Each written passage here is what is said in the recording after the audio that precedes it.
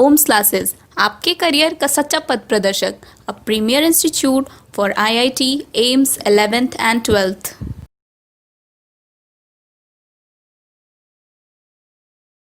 हाँ जी, तो स्टार्ट करते हैं आज का क्लास।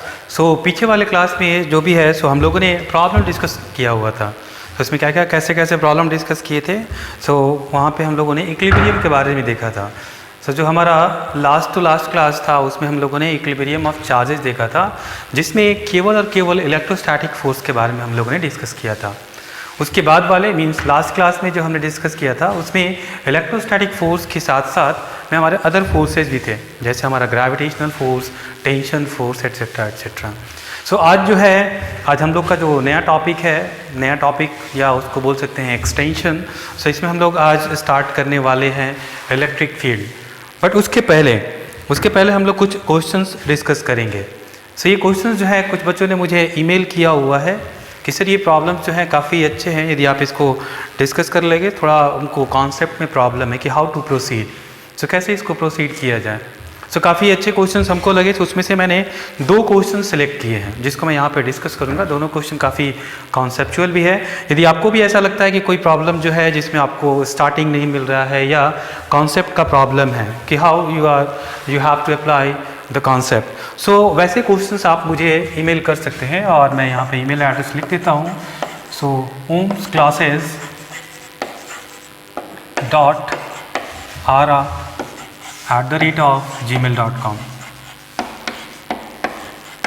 आप इस ईमेल आईडी पे आप अपना प्रॉब्लम भेज सकते हैं और यदि मुझे लगा कि वो प्रॉब्लम जो है वो क्लास में डिस्कस करने के लायक है मैं उसको यहाँ पे डिस्कस करूँगा। जो मुझे मेल आए हैं उसमें से मैं 2 क्वेश्चन यहाँ पे डिस्कस करूँगा। उसमें जो पहला क्वेश्चन है उसको स्टार्ट करते हैं, मैं उसको पहले रीड करता हूँ, ठीक है। जो पहला क्वेश्चन है वो है rigid insulated wire frame in the form of a right angle triangle ABC is set in a vertical plane as shown in the figure. 2 beads of equal masses small m each and carrying charge Q1 and Q2 are connected by a cord of length small l and can slide without friction on the wires, considering the case when the beads are stationary. Determine, इसमें कुछ अलग अलग सवाल हैं। इसमें पहला part जो पूछा है वो पूछा है द एंगल अल्फा, दूसरा पार्ट जो है the tension in the cord, तीसरा पार्ट जो है the normal reaction on the beads. उसके बाद फिर इस क्वेश्चन में थोड़ा सा और ट्विस्ट लाया है। क्वेश्चन में ट्विस्ट क्या है?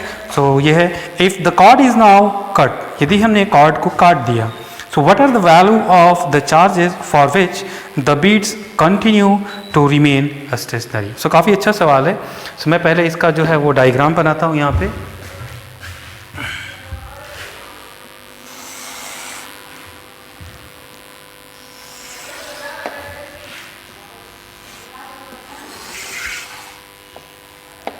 ऐसा कुछ दिया हुआ, this is A, this is B and this is C. This angle is given as 30 degree and this angle is 60 degree and there are 2 beads. One bead is at this location, this is M, and the other bead is at this location, this is M, and this length is given as L, and the charge on this one is Q1 and the charge on this is Q2 and this angle is alpha. What we have to do is we have to find out this angle alpha, पहला part है। दूसरा part है we have to find out the tension in this string, और तीसरा part क्या है कि ये जो वायर फ्रेम है हमारा, this is the fix wire frame, ये इस बीड पे और इस बीड पे नॉर्मल रिएक्शन फोर्स कितना लगा रहा है। ये हमको अभी यहाँ पे कैलकुलेट करना है। इसको कैसे करेंगे? इसमें ज़्यादा कुछ है नहीं है। हम लोग क्या करेंगे, बेसिक कॉन्सेप्ट्स लगेंगे किसी भी सवाल को। जैसे अभी इस सवाल को देखें ऐसा लग रहा है कि ये क्वेश्चन काफ़ी डिफ़िकल्ट है, बट हम लोग क्या करेंगे, बिट बाय बिट हम लोग जो बेसिक कॉन्सेप्ट है उस बेसिक कॉन्सेप्ट को यहाँ पे हम लोग अप्लाई करेंगे और एक एक पॉइंट को यहाँ पे रखते जाएंगे और धीरे धीरे प्रोसीड करेंगे। क्लियर? मैं यहाँ पे क्या करता हूँ, सबसे पहला जो हमारा स्टेप होगा, I am going to apply all the forces acting on this 2 beads. इन 2 बीट्स पे जितने भी फोर्सेज लग रहे हैं वो कौन कौन से फोर्सेज हैं मैं पहले उसको इंडिकेट करता हूँ। सो यहाँ पे भी देखें, सो इसका मास, सो नीचे की तरफ इसका मास लगेगा mg, दूसरा टेंशन T ऐसा स्ट्रिंग में, तीसरा क्या लगेगा, सो चूंकि यहाँ पे चार्ज Q1 है, यहाँ पे चार्ज Q2 है, सो ये इसको क्या करेगा, रिपल्सिव फोर्स लगेगा, और रिपल्सिव फोर्स का डायरेक्शन क्या होगा, along the line joining means along the string but in this direction, so this is what is F। और अगला फोर्स क्या होगा, ये जो वायर फ्रेम है इस पे normal reaction, so the name itself is normal reaction, so this angle is obviously 90 degree. So ऐसे करके यहाँ पे सारे फोर्सेस हमने दिखला दिए। सेम टाइप से यदि मैं यहाँ पे दिखलाऊँ, सो इसका mg, इधर में tension, and this is the Columbian force, and the normal reaction, this is N2 and this is N1. So this is the bead 1 and this is the bead 2. So ये है हमारा सारा फोर्स। So हमने क्या किया, यहाँ पे सारे फोर्सेस को हमने यहाँ पे इंडिकेट कर दिया। So सारे फोर्सेस यहाँ पे आपको दिखलाई दे रहे हैं। अब मैं क्या करूँगा, अब चूँकि हमें इक्वेशन लिखना है, सो इक्वेशन लिखने के लिए इसमें थोड़ा सा कॉम्प्लिकेटेड होगा, सो मैं थोड़ा सा इसको सिंप्लीफाई करूँगा। सो हम लोगों ने पीछे के क्लास में एक थ्योरम पढ़ा था विच इज़ लैमीज थ्योरम, है ना। सो लैमीज थ्योरम में हम लोग को ये बताया गया था कि भैया यदि तीन फोर्सेस आपके जो दिए हैं, तीन फोर्सेस दिए हों और तीनों फोर्सेस का सम ज़ीरो हो, तो हम लोग वहाँ पे लैमीज थ्योरम लगा सकते हैं। क्या वो कंडीशन यहाँ पे सेटिस्फाई कर रहा है, तो हम बोलेंगे यस, बिकॉज आपको क्या बोला है कि ये जो है वो स्टेशनरी है, ये दो बीट्स आपको दिए हुए हैं ये स्टेशनरी है। So what is the meaning of stationary? Stationary means it is in equilibrium, is not moving. यदि वो इक्विलिब्रियम में नहीं होगा तो उसका कुछ मोशन होगा, है ना। सो यहाँ पे यदि चूँकि यहाँ पे इक्विलिब्रियम है, so the net force acting on this bead is going to be equal to 0, means all force is going to be equal to 0। So मैं इसको तीन फोर्स में भी बेसिकली मैंने बोला कि यहाँ पे तीन फोर्स हमको चाहिए लैमीज थ्योरम, बट हमारे पास 1 2 3 4, सो चार फोर्सेज हैं। सो यहाँ पे लैमीज थ्योरम नहीं लगा सकते, बट एक कॉन्सेप्ट जरूर लगा सकते हैं कि यहाँ पे आप देखोगे एक ट्रिक यहाँ पे है। सो ये एक लाइन में है, सो इस फोर्सेज को मैं एक लाइन से दिखला सकता हूँ। सो मैं यहाँ पे बना रहा हूँ इसका free body diagram.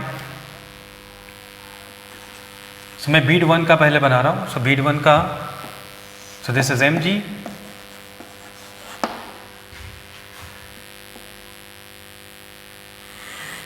this is N1, this is T। अब देखो मैं इसमें नेट फोर्स निकाल लेता हूँ। So net force in this direction, so this is going to be T minus F। So मैं यहाँ पे लिखूँगा T माइनस F और इसको मैं एक फोर्स की तरह ट्रीट करूँगा। सो हो गया हमारे पास तीन फोर्स, है ना। और यहाँ पे हम लोग आसानी से लैमीज थ्योरम लगा सकते हैं। अब लैमीज थ्योरम लगाने के लिए हमको क्या करना पड़ेगा, we have to calculate the angle. So थोड़ा एंगल देखना पड़ेगा। So this is 30, this is 60 and this is 90. So if this is 30, so this angle is nothing but 60. So यदि हम ये पूरा एंगल देखें, so ये पूरा एंगल हो जाएगा 120 and this angle is going to be, so this is alpha, so this angle is going to be 120 minus alpha। मतलब mg और t के बीच का एंगल, mg और t के बीच का एंगल हो जाएगा 120 माइनस अल्फा। अब हमको चाहिए mg और n1, mg और n1। So this angle is 90 degree and this angle is 60 degree. So the whole angle is 90 plus 60. So this angle is going to be 90 plus 60. And what about this angle? This angle means n1 and t. So n1 or t के, so this angle is 90 and this angle is alpha. So this is nothing but 90 plus alpha. Clear. अब यहाँ पे हम लोग लैमीज theorem लगाते हैं। तो मैं लिखता हूँ पहले n1। सो लैमीज थ्योरम में क्या था, ये आपको क्या रखना है, फोर्स रखना है और उसके अपोजिट साइड में जो एंगल है उसका sine value. So n1 divided by sine of 120 minus alpha is equal to mg। अब mg का अपोजिट एंगल कौन सा है, ये वाला है। mg divided by sine 90 plus alpha is equal to, ये हो जाएगा so t minus F divided by इसका opposite angle, so this is so sine 90 plus 60,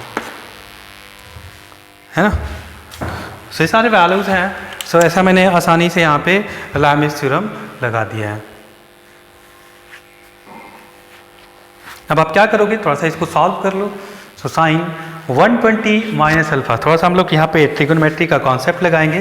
so trigonometry का कॉन्सेप्ट हमारा क्या होगा, सो ट्रिगोनोमेट्री का कॉन्सेप्ट होगा हमारा, सो दिस इज n1 और इसको 120 माइनस अल्फा को क्या लिख सकते हैं, 120 माइनस अल्फा को लिख सकते हैं हम लोग 90 प्लस 30 माइनस अल्फा और 90 plus theta, sine 90 plus theta is equal to cos theta. So I can write cos 30 minus alpha is equal to mg divided by sin 90 plus theta is cos theta, and this is t minus f sin 90 plus theta is cos theta, means cos of 60 degree.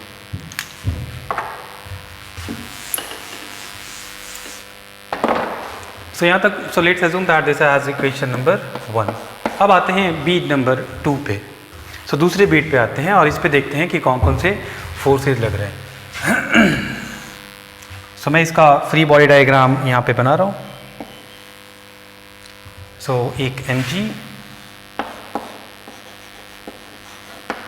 दूसरा हमारा n2 और तीसरा हमारा इधर में हो जाएगा t minus f। अब एंगल देखते हैं यहाँ पे। So if this angle is 60, so this angle is 30. This is 30 angle. So this is 30 and obviously this angle is going to be 90 degree. So mg और n2 के बीच का angle हो जाएगा 90 प्लस 30। mg और n2 के बीच का angle हो जाएगा 90 प्लस 30। अब ये वाला एंगल अब किसके बीच में, t, so this angle. So if this angle is alpha, so this angle is going to be 90 minus alpha. So 90 minus alpha and this is 30. So this is going to be 60 plus alpha. So 60 plus 30 is 90 plus alpha और इसको इसमें add करें, so 90 90 180, alpha alpha cancel, so the whole angle is 180. So this is going to be 60 plus alpha. So t minus alpha और इसके बीच का, so this is going to be 60 plus alpha. ये वाला angle देखें, so this angle is 90 and this is 90 minus alpha. So 90 plus 90 180 minus alpha. So this angle is 180 minus alpha.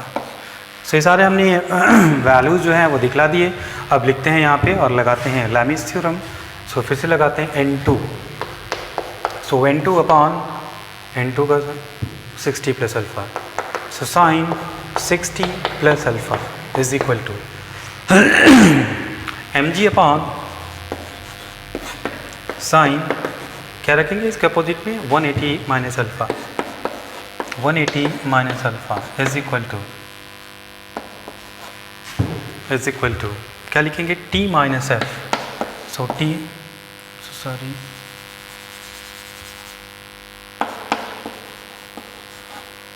So t minus F divided by sine क्या आ जाएगा, t minus F का opposite 90 plus 30। थोड़ा सा इसको solve करके लिखे नीचे। सो ये तो एज इट इज रह जाएगा n2 by sine 60 plus alpha is equal to mg divided by sine pi minus theta is sine theta. So this is sine alpha is equal to t minus F sine 90 plus theta is cos theta. Let's call this as equation number 2।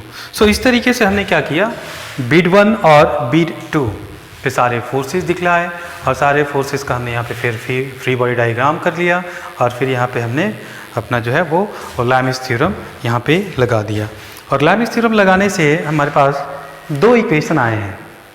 अब इन 2 equations को हम लोग क्या करेंगे, solve करेंगे और solve करके जो जो वैल्यू हमसे पूछे गए हैं वो सारे वैल्यू हम लोग काफ़ी आसानी से निकाल सकते हैं। सो देखिए यहाँ पे ये पहला इक्वेशन है, तो मैं इस सेक्शन को लेता हूँ और इस वाले में इसको लेता हूँ।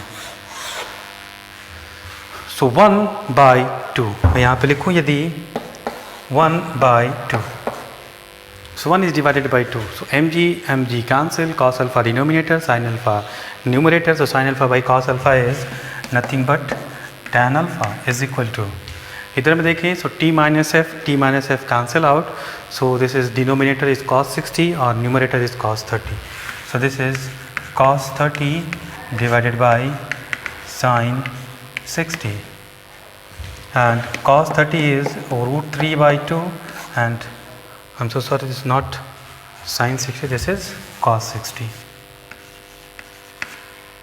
So cos 60 is going to be 1 by 2. So 2 cancel, and this is going to be tan alpha is equal to root 3. So tan alpha is equal to root 3. So this implies alpha is equal to 60 degree. So very straightforward by applying the Lami's theorem. Lami's theorem लगाने से हमारा ये सवाल काफ़ी simple हो गया. So हमने alpha का वैल्यू निकाल लिया. Now what we have to do is we have to find out the value of t and n1 and n2. So t और n1 n2 का वैल्यू हमको निकालना है. So t के लिए हम लोग क्या करेंगे? So I am going to utilize this part of equation. So from 1, so I am going to write, so from 1, so 1 से क्या लिखेंगे हम लोग? लिखेंगे t minus f is equal to,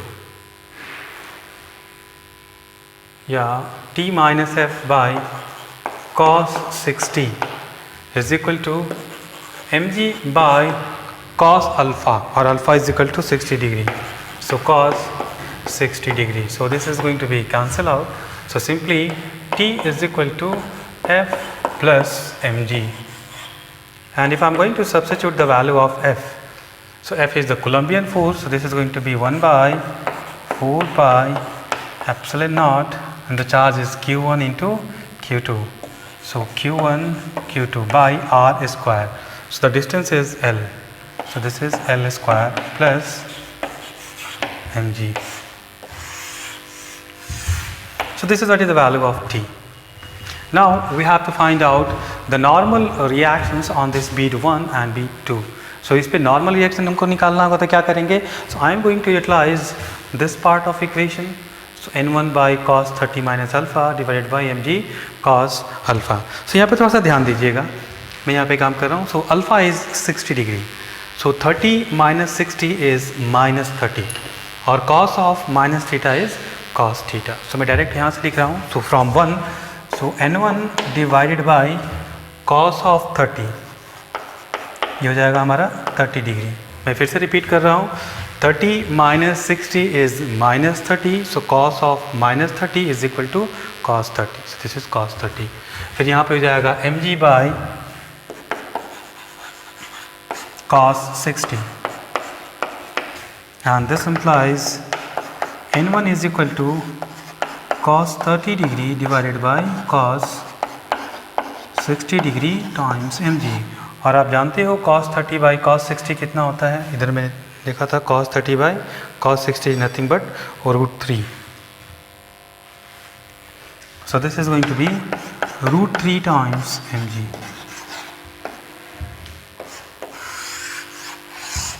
n1 भी निकल गया. अब n2 पूछ रहा है. So n2 के लिए ये वाला इक्वेशन यूज़ करेंगे.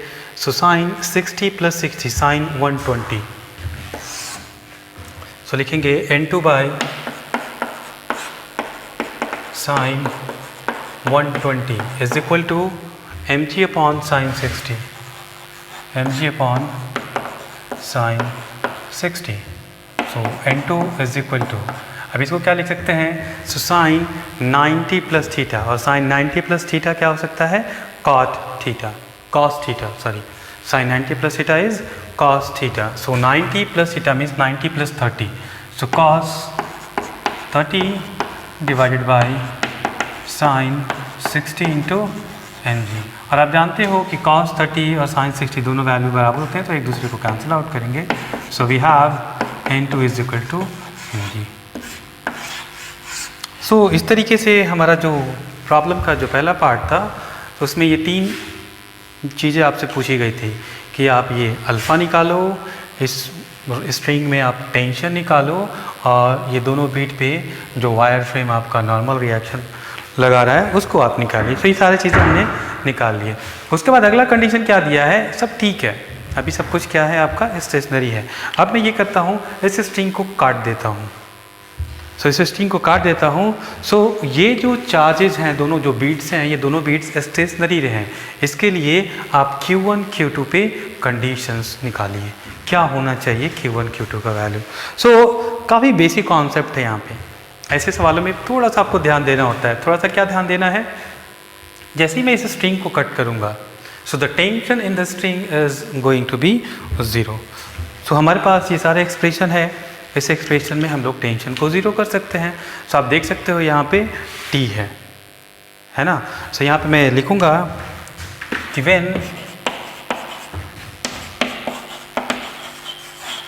when a string gets cut, सो जैसे ही हमने स्ट्रिंग को काट दिया, सो T इज इक्वल टू 0। सो इसमें T इज इक्वल टू 0 करें, सो हमारे पास क्या आ जाएगा, 1/4 pi epsilon naught Q1 Q2 by L square is equal to minus mg, और Q1 into Q2 is equal to 4 pi epsilon naught L square mg, और with negative sign. So this is what is the condition on Q1 Q2। So इस तरीके से हमारा पहला सवाल जो है वो कंप्लीट होता है। काफ़ी अच्छा सवाल था, इसमें काफ़ी बेसिक कॉन्सेप्ट भी यूज़ हुए थे। सो थोड़ा सा हमारा है ना NLM भी यूज़ हुआ है। सो NLM हमने यहाँ पे यूज़ किया है, ये फ्री बॉडी डायग्राम वगैरह के लिए, है ना। उसके बाद फिर हम लोगों ने कुछ कॉन्सेप्ट जो सीखे थे, लैमिस थ्योरम, सो लैमिस थ्योरम को यहाँ पे अप्लाई किया है। यहाँ पे आपका कोलम्बियन फोर्स भी है, ग्रेविटी भी है, टेंशन भी है, बहुत सारी चीज़ें हैं इस सवाल में। और यही वजह है कि मैंने इस सवाल को पिक किया था। ये सवाल काफ़ी इंटरेस्टिंग था। सो इसमें बहुत सारे कॉन्सेप्ट एक साथ थे, सो इसलिए इस सवाल को मैंने उठाया ताकि इसमें आपके सारे जो कॉन्सेप्ट हैं वो रिवाइज हो जाएं, है ना। इसी टाइप से हमारे पास एक और क्वेश्चन है जिसको मैंने चूज़ किया है आज के क्लास में डिस्कशन के लिए, है ना। सो 2 क्वेश्चंस मैंने उसमें से चूज़ किए थे जो मेरे को मेल आए हैं। तो उसमें से पहला क्वेश्चन ये था। अभी मैं दूसरा क्वेश्चन भी रीड करने वाला हूँ। सो दूसरा क्वेश्चन क्या है उसको पढ़ते हैं। सो मैं दूसरा क्वेश्चन पढ़ता हूँ। सो 2 small identical balls lying on a horizontal plane are connected by a weightless spring. One ball is fixed, that is ball 2, at O, and the other ball 1 is free. The balls are charged identically, as a result of which the spring length increases eta is equal to 2 times. So determine the change in frequency. बहुत बढ़िया सवाल है और बहुत ही simple भी है। देखने में फर्स्ट लुक में ऐसा लगता है कि is going to be complicated. So हम लोग स्टार्ट करते हैं। आई होप इसमें आपको कोई क्लियर डाउट नहीं होगा, सारी चीज़ें क्लियर होंगी। सो फिजिक्स के सवाल में करना क्या होता है, you have to join the bits. छोटे छोटे कॉन्सेप्ट को एक साथ आपको क्लब करना होता है, यही फिजिक्स है और कुछ नहीं है। जनरली लोग बोलते हैं कि physics is going to be very difficult. Difficult इसलिए होता है कि आपको जोड़ना नहीं आता। छोटे छोटे पॉइंट्स को एक साथ क्लब करके हम लोग इक्वेशंस कैसे लिखते हैं और सारे कॉन्सेप्ट को एक साथ कैसे हम लोग हैंडल करते हैं। सो यही उसका एक अच्छा एग्जाम्पल था जिसमें बहुत सारे कॉन्सेप्ट एक साथ यूज़ हुए हैं। अभी हम लोग दूसरा जो क्वेश्चन करने जा रहे हैं, सो उसमें भी अच्छे खासे कॉन्सेप्ट्स हैं। उसमें थोड़ा सा मैथ्स का भी कॉन्सेप्ट है और फिजिक्स का तो है ही है, और कुछ 11th क्लास का है। सो 11th क्लास पे बेस्ड है। सो अभी तक हम लोगों ने जो अगला सवाल है वो SHM पे है। सो हम लोगों ने 11th में तो SHM पढ़ा ही है, और पीछे के क्लास में भी हमने इलेक्ट्रोस्टैटिक में भी हमने SHM देख लिया है कि चार्ज जो ऑसिलेशन है तो उसका फ्रीक्वेंसी वगैरह हम लोग कैसे निकालते हैं। सो मैं पहले डायग्राम बनाऊंगा जो सवाल आपको दिया गया है।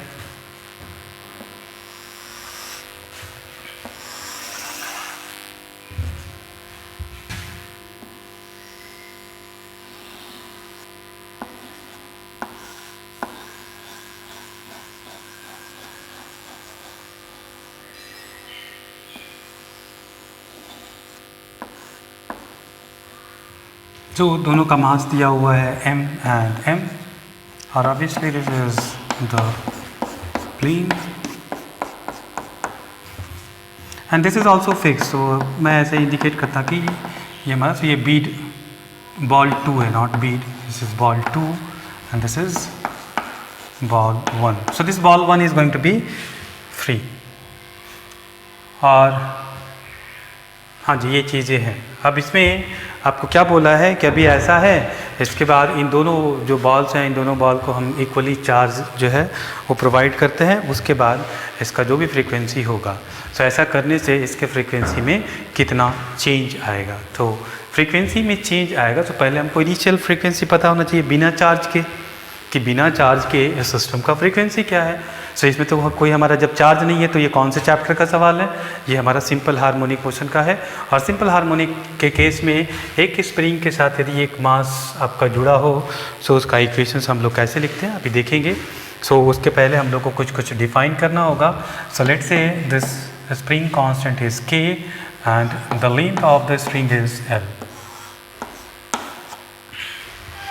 The length of the spring is n. So यहाँ पे यदि हम लोग, आप लोग को याद होगा यदि न्यूटन सेकेंड लॉ से, सो इसका एक्सेलरेशन और फोर्स क्या लिखते हैं हम लोग. So ma is equal to minus kx, है ना. So this gives acceleration is equal to minus k by m into x and this is what is omega square. हम लोग लिखते हैं acceleration is equal to minus omega square x, where omega square is equal to k by m, और in fact omega is equal to the square root of k by m, and the frequency nu naught is defined as omega by 2 pi. Let's call this as omega naught. So omega naught, and this is going to be 1 by 2 pi square root of k by m.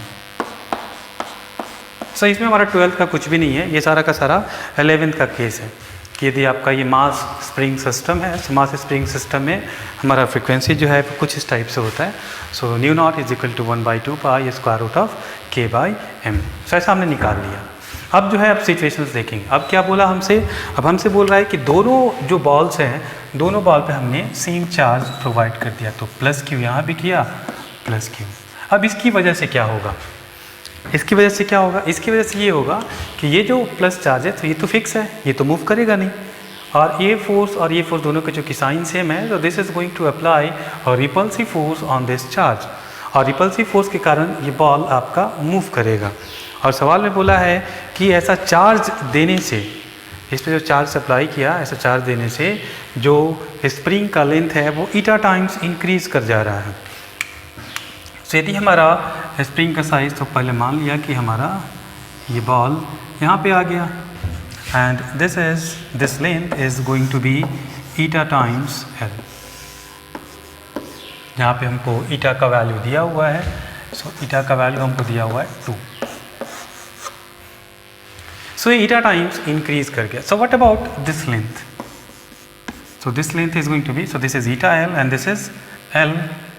So this is eta times L minus L.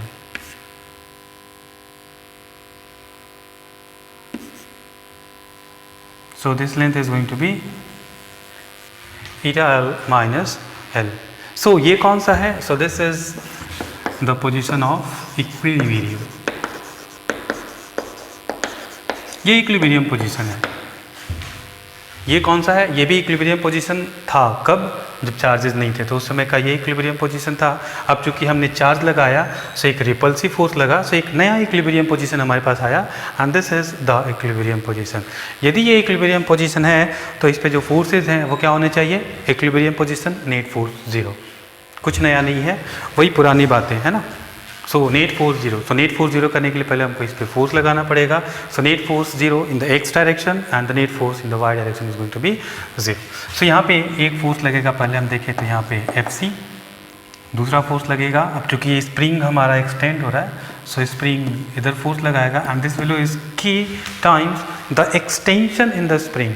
So spring में extension कितना है? इतना. सो K times eta L minus L. So this is the force. सब लिखेंगे for equilibrium. for equilibrium or for irregular, for equilibrium. So for equilibrium हम लोग क्या लिखेंगे? So we have a condition that this Fc should be equal to K times eta L minus L. और यदि हम Fc का value रखें, so Fc is going to be 1 by 4 pi epsilon naught into Q1 into Q2. So this is the plus Q, this is plus Q. So this is going to be Q square by R square. So what is the distance? So this whole distance is going to be, I'm so sorry.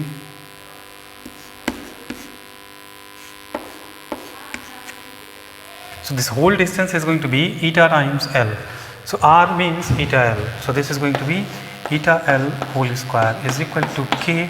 यहाँ से देखो L common ले लेंगे. So L eta minus 1. So let's call this as equation number. This is 1. So this is 2.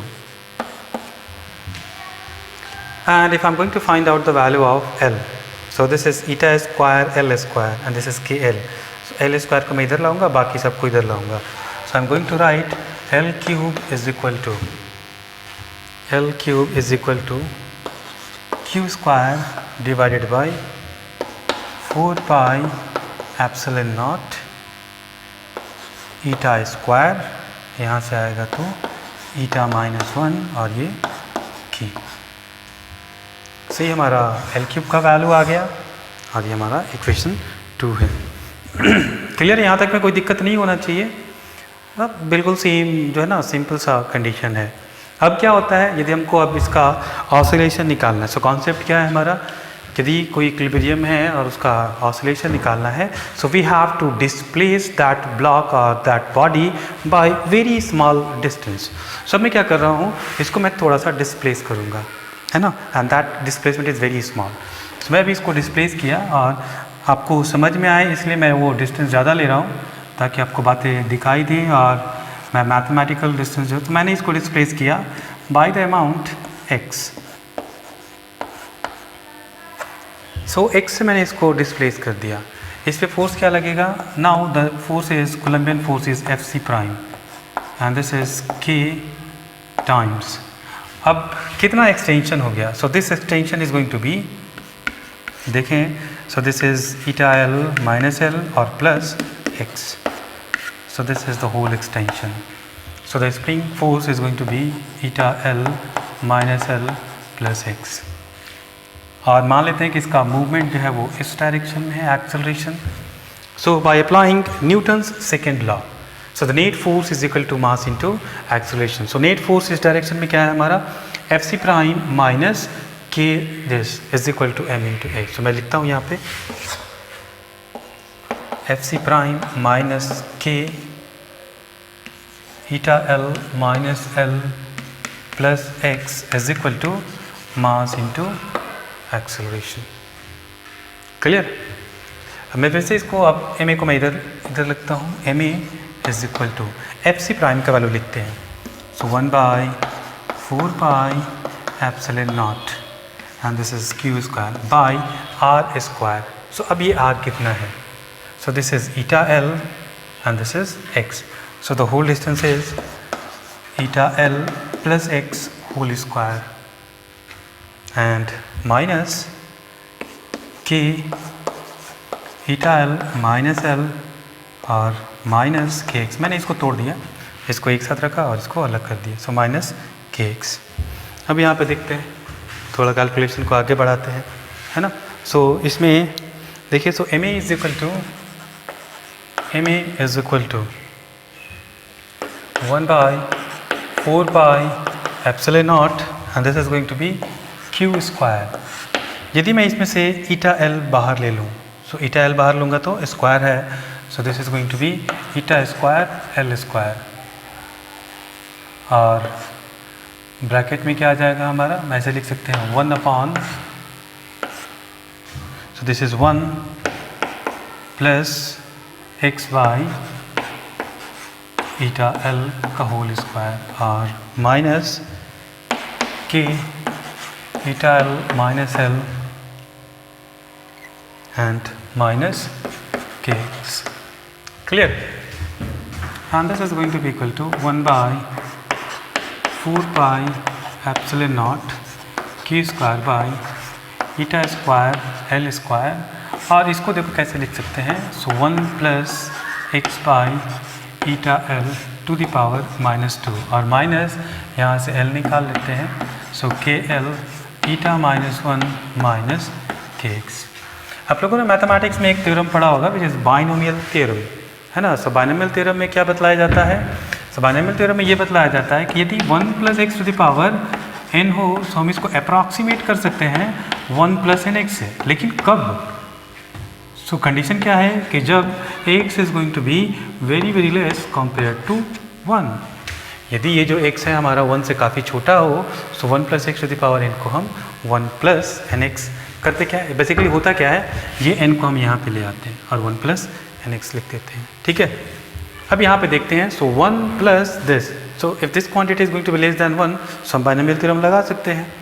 So this x, so this x, सो मैंने पहले भी बोला कि ये जो इसका डिस्प्लेसमेंट होता है this is going to be very small and this is going to be very small compare to eta L. So this quantity is going to be very very less, है ना. So if this quantity is very small so we can apply the binomial theorem.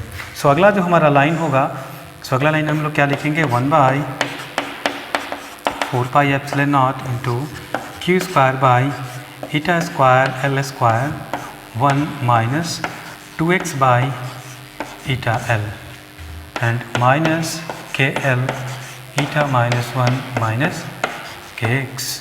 इसको अलग अलग लिखेंगे. सो लिखेंगे 1 by 4 pi epsilon not q square by eta square L square minus 1 by 4 pi epsilon not q square by eta square L square into 2x by eta L minus के L eta -1 minus के x. सो यहाँ तक कुछ ज़्यादा कुछ किया नहीं है, केवल और केवल सॉल्व कर रहे हैं. अब थोड़ा देखो इस प्रॉब्लम, इस वाले इक्वेशंस को. 1 by 4 pi epsilon naught Q square by eta square L square is equal to K L eta -1. यहाँ पे देखो 1 by 4 pi epsilon naught Q square by eta square L square, इसको हम लोग क्या लिख सकते हैं इस कंडीशन से, के एल ईटा -1. यदि मैं इसको के एल ईटा -1 रखता हूँ तो यहाँ पे है माइनस के एल ईटा -1. इसका मतलब क्या है कि this term and this term is going to be cancel out. So हमारे पास क्या टर्म बच गया. अब इसमें से क्या निकालेंगे हम, x बाहर निकाल लेंगे और मैं इसको लिखता हूँ. So this is going to be, so there must be some negative sign. So this is nothing but ma. So you continue ma. So this is minus, इसमें भी माइनस, उसमें भी माइनस है तो माइनस कॉमन ले लिया. सो यहाँ पे बचे मेरा 1 by 4 pi epsilon not into Q square by eta cube L cube and in fact this is 2q square and minus, not minus, plus के इंटू एक्स. अब थोड़ा ध्यान देना यहाँ पे. We have the value of LQ as this one. So I am going to substitute the value of LQ in that expression. This is LQ. So यहाँ पे मैं इस value को substitute करूँगा. So this is going to be equal to minus 1 by 4 pi epsilon naught into 2q square by eta cube into L cube. So L cube is equal to q square divided by 4 pi epsilon naught eta square eta -1 into k और यहाँ पे बाकी है plus k into x. अब देखते हैं इसमें क्या क्या कटता है ना, और क्या क्या हमारे पास बचता है. सब देखोगे यहाँ पे ध्यान से. So 4 pi epsilon naught cancel out. This q square and this q square cancel out. this eta square and this eta cube means we have left with eta. So इसके बाद का पार्ट क्या होगा? So इसके बाद जो हम लोग लिखेंगे, so मैं यहीं पे इसको रब करता हूँ क्योंकि उधर में इक्वेशंस का ज़रूरत होगा, या इसको मैं यहाँ से रब कर देता हूँ.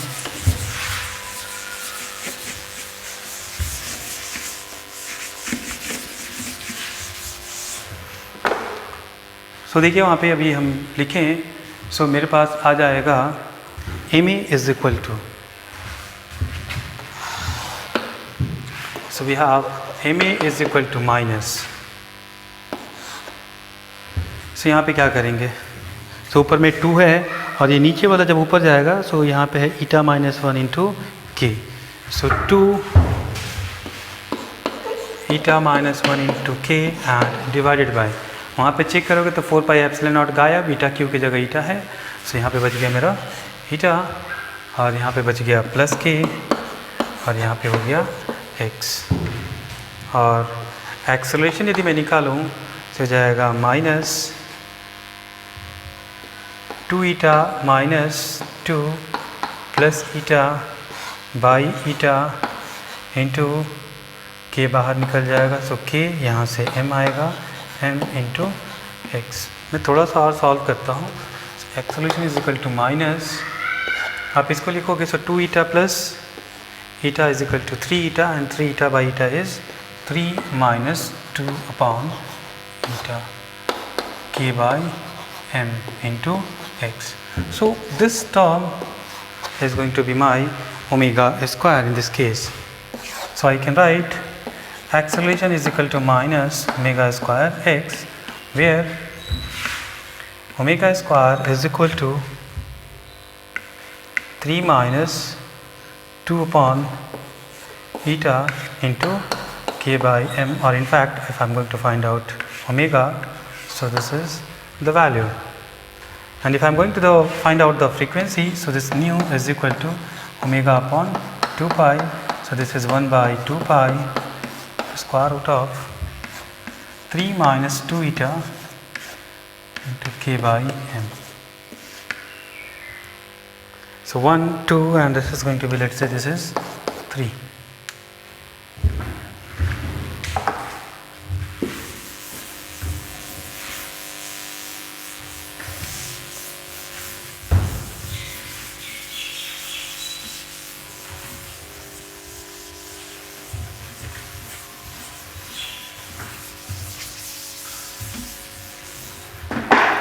अब क्या करेंगे हम लोग, so we have to find out the change in frequency. So change in frequency के लिए क्या करेंगे, so I am going to divide equation 3 by 1.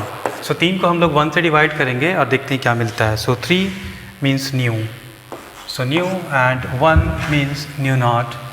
So nu not, आप देखोगे यहाँ भी स्क्वायर रूट ऑफ के बाई एम है, यहाँ भी स्क्वायर रूट ऑफ के बाई एम है, 1 बाई 2 पाई 1 बाई 2 पाई. सो बचा हमारे पास ये चीज़. सो हमारे पास क्या बच जाएगा, this is going to be square root of 3 minus 2 by eta. Clear, हम लोग लिख सकते हैं. So this is what is the relation between nu and nu naught. Clear, so ये हमने रिलेशन निकाल लिया. अब हमको ईटा का वैल्यू दिया हुआ है. So for eta is equal to 2, so eta is equal to 2, so 2 by 2 इज 1, 3 minus 1 is 2, so this is a square root. So nu is equal to root 2 nu naught, and the change in frequency delta nu is nothing but nu minus nu naught, so this is root 2 minus 1 nu naught, and this is going to be 0.414 nu naught.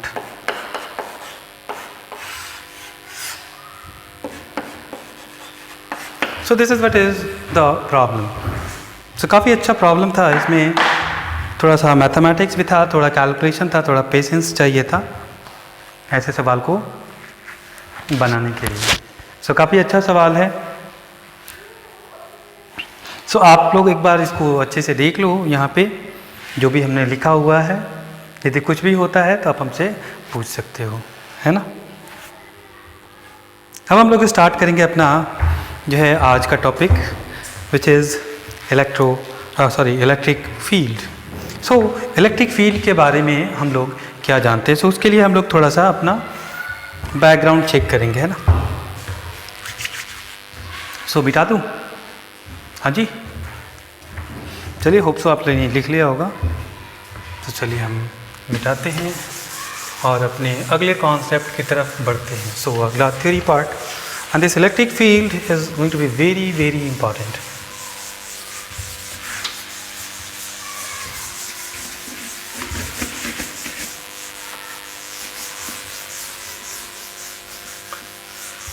और यदि physics के सवाल को आसान करना है सो उसका एक ही तरीका है कि उसके थ्योरेटिकल पार्ट को अच्छे से समझिए, आखिर इसका कॉन्सेप्ट क्या है। So what is the reason, है ना। सो ऐसा क्यों होता है, यही तो फिजिक्स है ना।